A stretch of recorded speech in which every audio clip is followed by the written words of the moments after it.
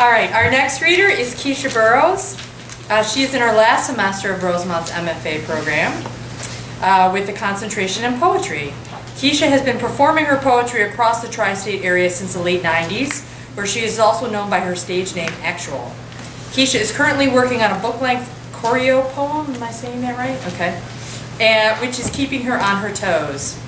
I'm guessing, what is it, movement and poetry together? Yes. Sounds interesting.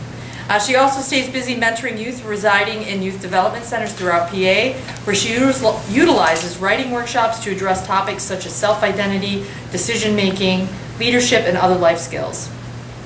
Whenever Kisha's not hard at work on her writing projects, she enjoys spending quality time with family and friends. Please welcome Kisha Burroughs.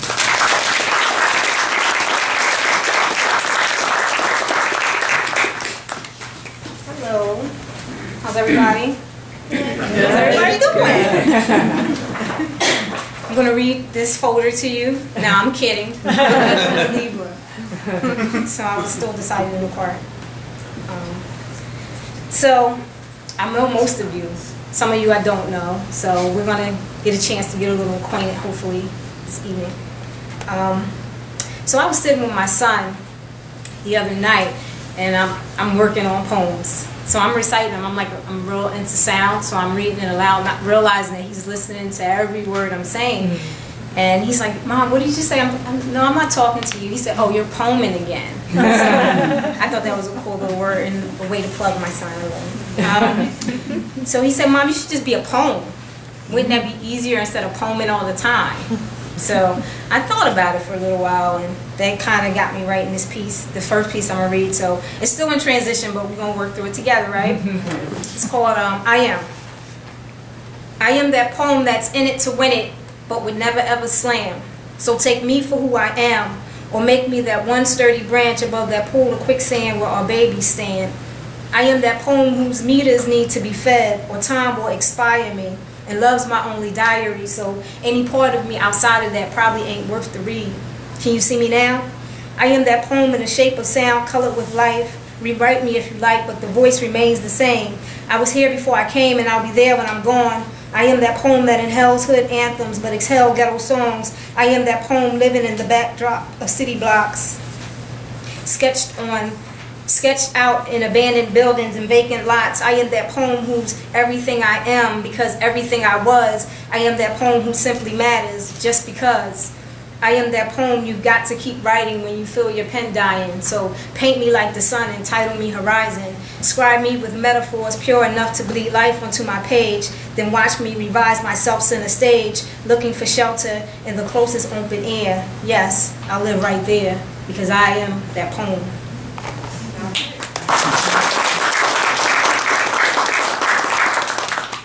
So, these next couple poems, I work with a lot of different people. I'm a case manager, so I work with a lot of vulnerable populations. I do a lot of drug and alcohol people, formerly homeless.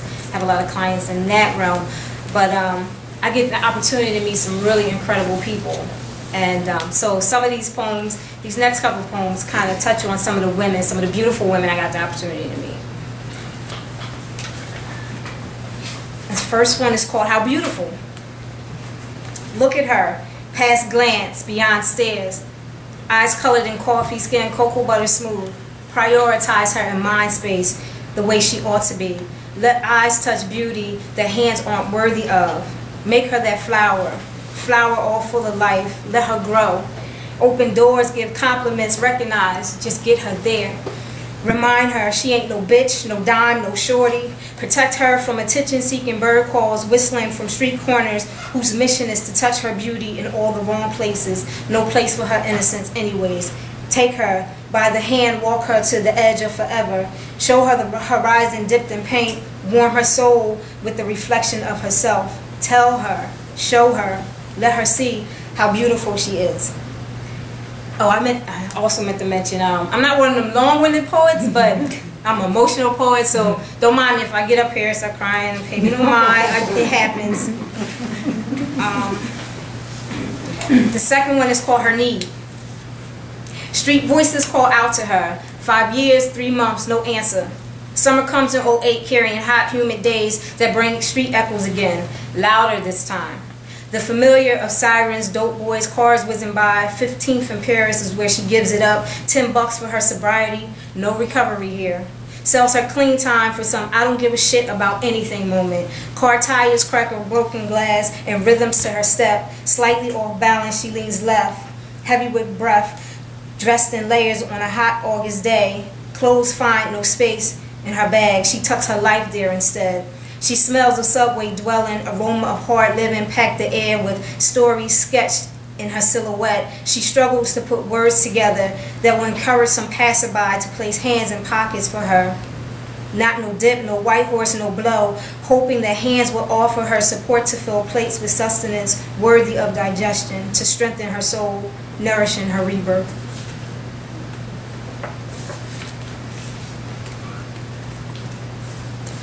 This one is called Spellbound.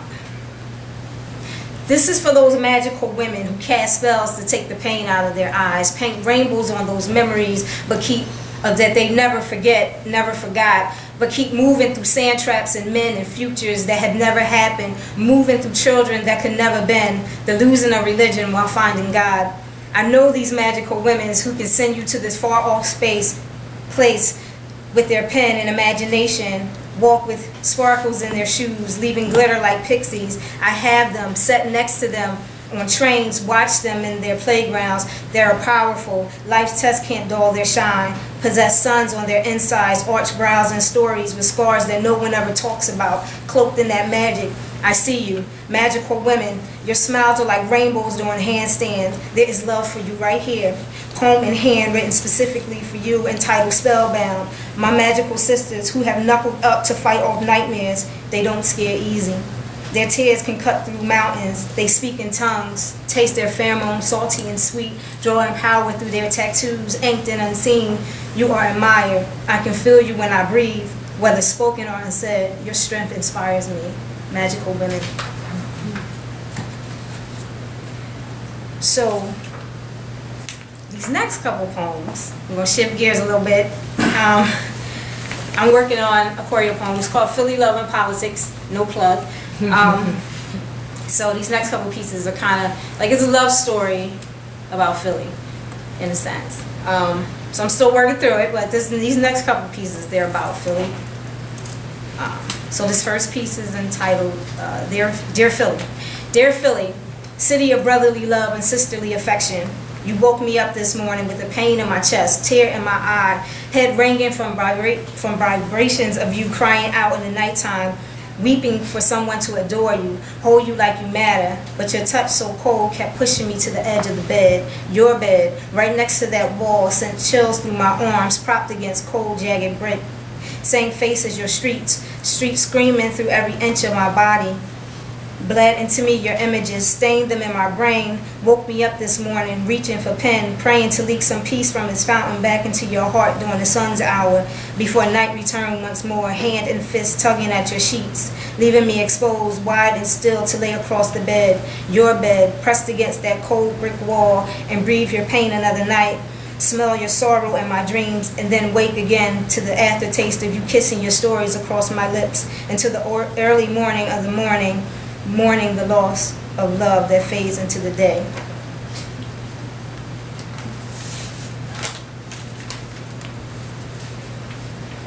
This one is called Welcome.